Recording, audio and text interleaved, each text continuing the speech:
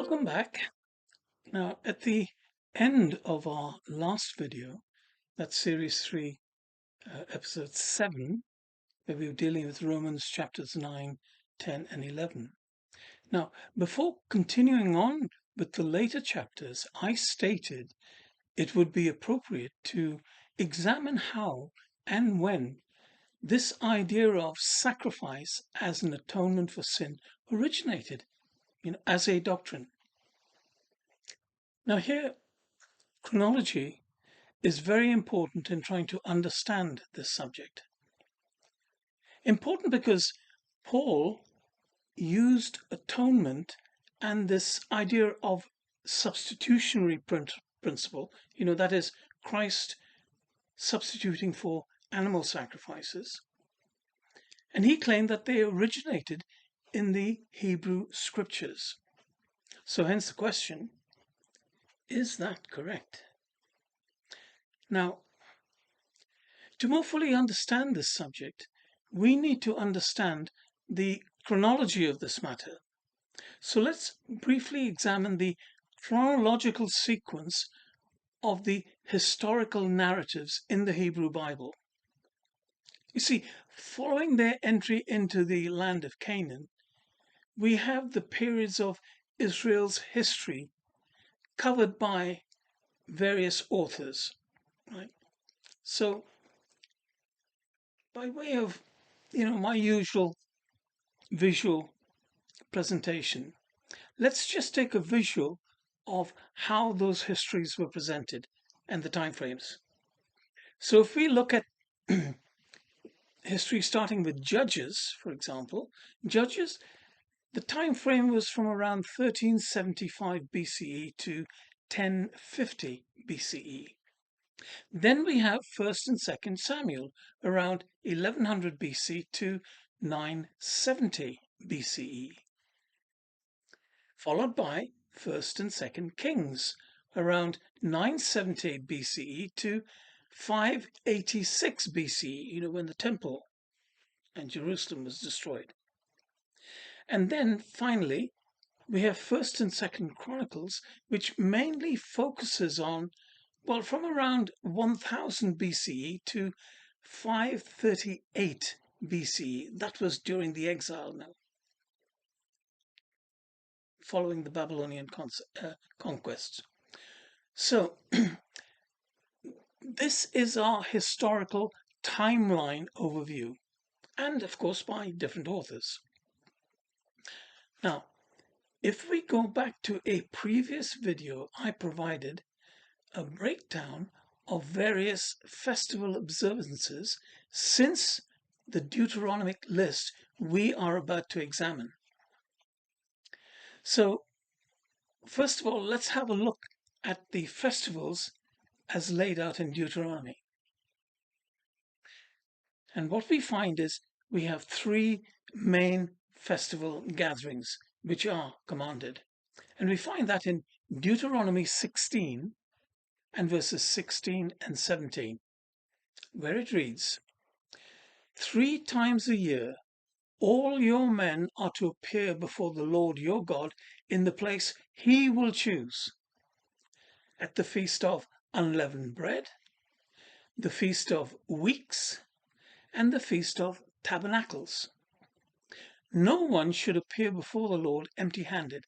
Everyone must appear with a gift as he is able, according to the blessings the Lord your God has given you.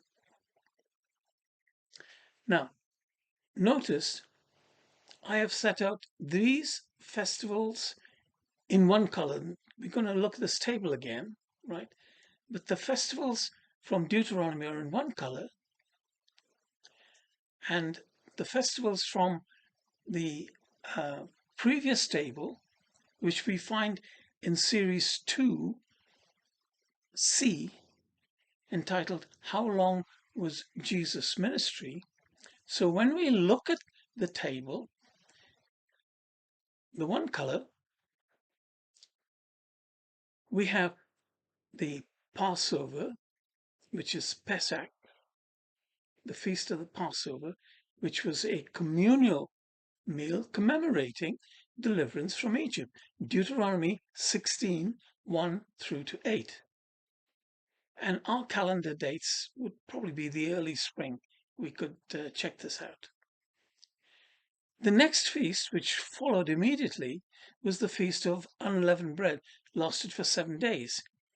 And this was the eating of bread without yeast, symbolizing the journey out of Egypt. We find this in Deuteronomy 16 and verse 16.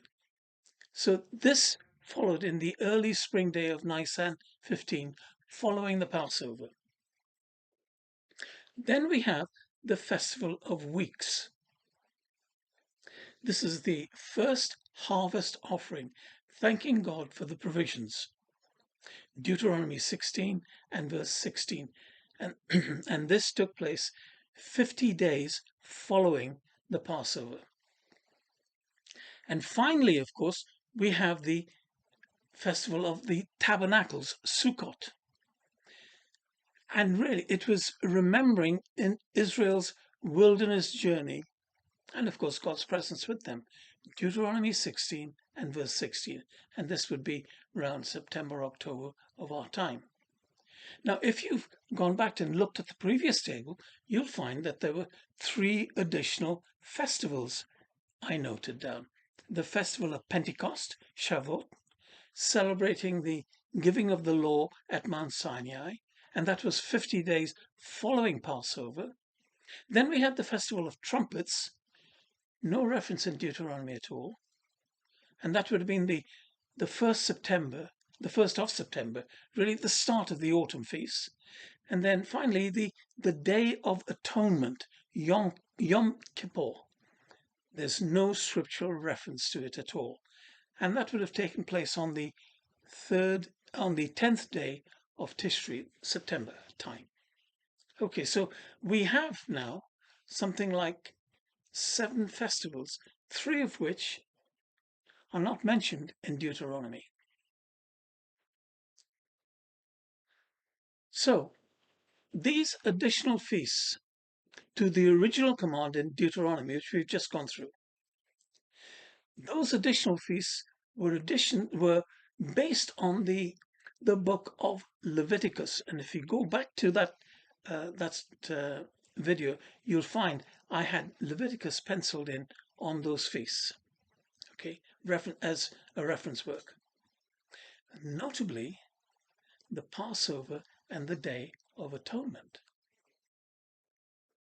They were additions. Now, this is where we come to pause really for some serious thought. You see, first, in none of the historical books, which we've just mentioned, from Joshua right down to Chronicles, in none of those books is the Day of Atonement even mentioned. And secondly, in 1st and 2nd Kings, written by Jeremiah and perhaps others, writing, we find that 2nd Kings records just one Passover which took place during the reign of King Josiah, just prior to the Babylon conquest and, of course, the destruction of the temple, the Solomonic temple. And this was when the scroll of Moses was found. Yet, Ezra and others, writing following the return from exile, record a Passover celebration in King Hezekiah's reign, prior to King Josiah's time. Let's just check that out in 2nd Chronicles, chapter 30 and verses 1 and 5. Verse 1.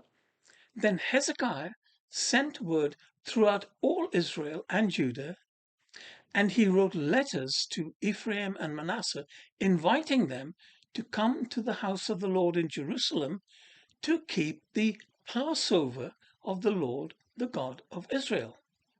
And verse 5, so they established a decree to circulate a proclamation throughout Israel from Beersheba to Dan that the people should come to keep the Passover of the Lord, the God of Israel, in Jerusalem, for they had not observed it in great numbers as prescribed.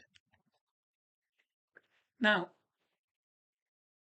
this is quite odd because Jeremiah makes no mention of this celebration, even though Jeremiah was nearer in time to Hezekiah than Ezra was, and had access to all the temple records at that time because the temple was still standing, it was still intact. Let's just confirm that. 2 Kings chapter 23 and verses 22 and 23, where we read, verse 22, no such Passover has been observed from the days of the judges who had governed Israel through all the days of the kings of Israel and Judah. But in the 18th year of Josiah's reign, this Passover was observed to the Lord in Jerusalem. Clear contradiction, wouldn't you say? Well, I would certainly say so. So what are we actually seeing here? See, in the absence of the monarchy, and of course the whole high priest arrangement, the priests were taking control over the rebuilt temple arrangement. Can we now see how the two festival tables start to make sense? The one in Leviticus, but the original one in Deuteronomy. The one in Leviticus, of course, adding certain festivals. Why do we say the one in Leviticus was adding extra from Deuteronomy? Because these extra feasts were added during the post-exilic period following the rebuilding of the temple in Jerusalem, and was noted by the priests. This is likely when the book of Leviticus was written and compiled, and the interpolations written into the scriptures relating to temple sacrifices of blood and atonement theology began to develop. Now, the question is, where did this theology of atonement come from? Well, we're going to leave that for another time, okay? But for the moment, let's start with the book of Deuteronomy, because Jesus repeatedly referred to it in his life and teachings. Now, here is a breakdown of how animal sacrifice appears in Deuteronomy.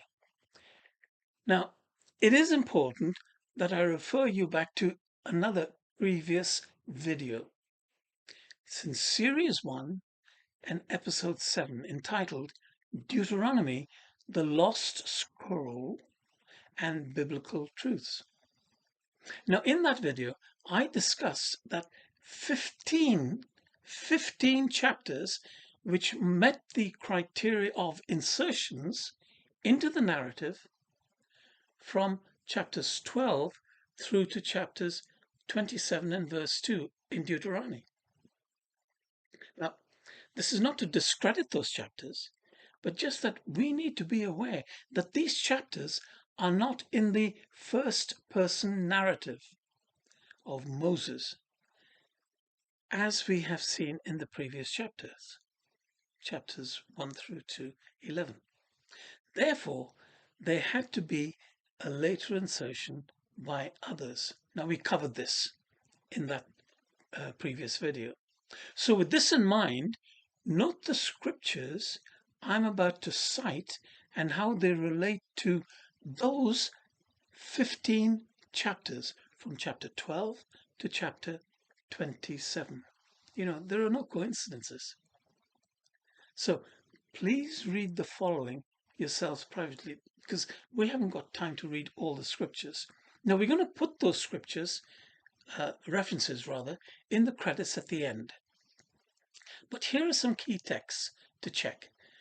Deuteronomy 12 and verses 5 to 14. Deuteronomy 16 and verses 1 through to 8, which speaks of the Passover. And what we find is that Deuteronomy highlights this major shift in centralizing sacrifice to the place that God will choose. Eventually, it turned out to be Jerusalem. It emphasizes that offerings are no longer to be made in any location as might have been common before that. So what we're going to do is now read Deuteronomy chapter 12 and verses 13 and 14. A warning here. Be careful not to offer your burnt offerings in just any place you see. You must offer them only in the place the Lord will choose, in one of your tribal territories, and there you shall do all that I command you. Very clear instructions. Now, this was a radical change from these earlier traditions where they were sacrificing in different places, because the tradition allowed for local altars to be used. Then we have specific sacrificial rites mentioned. Specific. Deuteronomy 16 and verses 1 through to 8, the Passover sacrifice. A lamb or a goat is to be slaughtered and eaten at the central sanctuary, Jerusalem, the temple. Deuteronomy 14 and verse 22 to 27 and Deuteronomy 15 verses 19 to 23, we have references to tithes and firstlings. They include the offerings and eatings of firstborn animals in a sacred meal before God, where? In the temple. Burnt offerings and peace offerings we find in Deuteronomy chapter 12 and verse 6. And these are listed among the types of offerings to be brought. Now you will notice that all these scriptural references appear in those 15 chapters, from 12 through to 27. Then consider the ethical and the ritual sort of reorienting of the worship. See, Deuteronomy does not focus heavily on ritual procedure as Leviticus does, but more on the social and moral context of that sacrificial meal. See, the poor and the strangers, along with the Levites, are to be included in festival meals. Sacrifices must be tied to obedience and the covenant loyalty which they were all under. See, there is this strong move towards monotheism, one God, as opposed to the pagans surrounding with their many gods. But this one God, loyalty to this one God, justice and care for the marginalized, they outweigh all ritual importance. So what conclusions can we draw? Well, yes, Deuteronomy does reference animal sacrifice, but its tone is ethical, emphasizing community celebration over the detail of priestly ritual.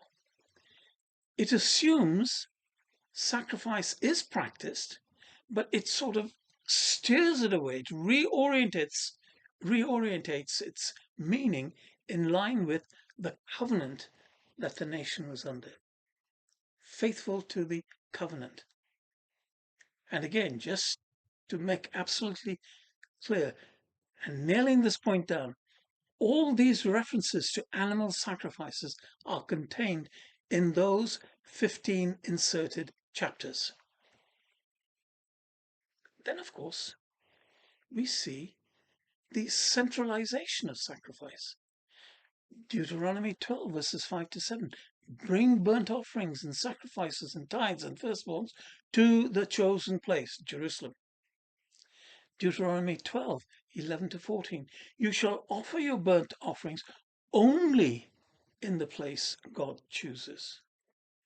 Deuteronomy 12, 26 to 27, your vows and free will offerings, including, of course, blood and flesh, are to be brought to the sanctuary, Jerusalem, temple. See, these passages emphasize that sacrifices must be offered only at the place God chooses. Eventually, of course, it came to be Jerusalem. Now, what about the Passover sacrifice? Well, the Passover sacrifice is a sacrificial meal with very strict requirements. When we go to Deuteronomy 16 and verse 8, what do we see? We see the sacrifice of the Passover lamb in the place God chooses. It is a communal meal to be roasted and eaten, and then they return home. The tithing and firstborn of animals. See, sacrifices include the eating of firstborn animals in sacred meals.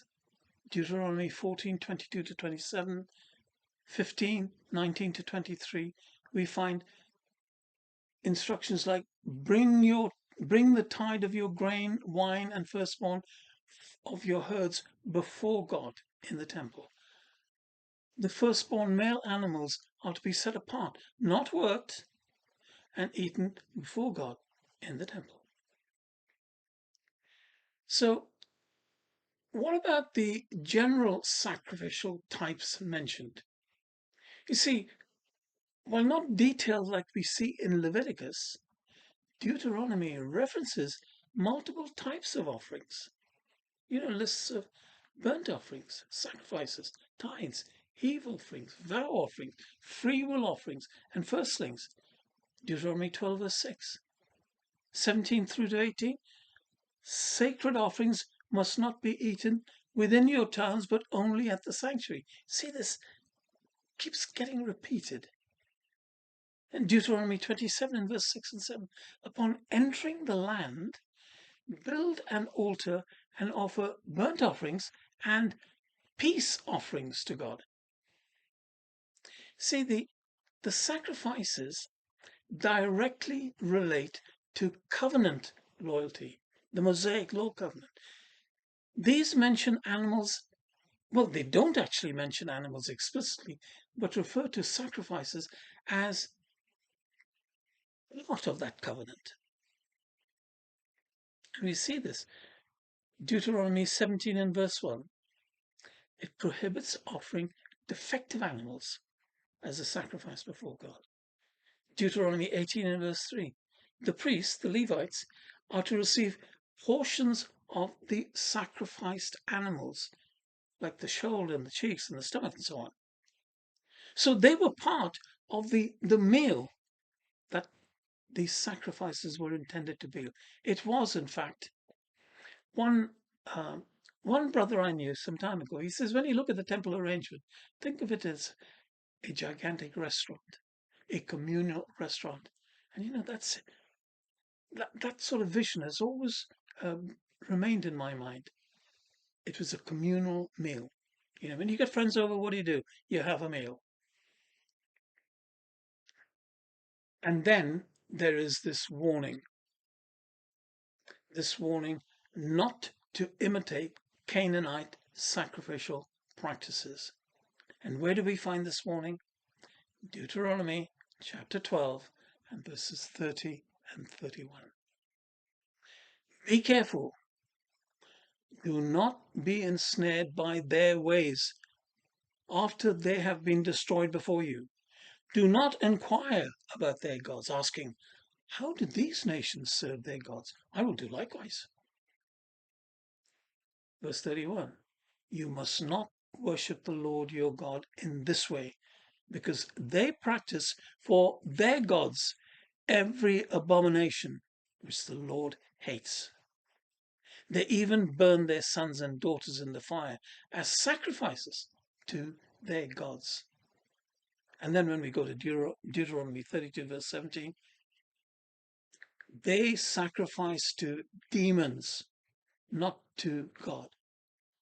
To gods they had not known, to newly arrived gods, which your fathers did not fear. See, the Canaanite religions around them made sacrifices to appease their gods. You know, in today's jargon, keeping their good books, so to speak. It was very transactional. We will do this, so you will do that for us. Completely transactional. So in summary, what do we note? Well, Deuteronomy includes sacrificial laws which we see were within those 15 chapters we know now to have been shown to be insertions.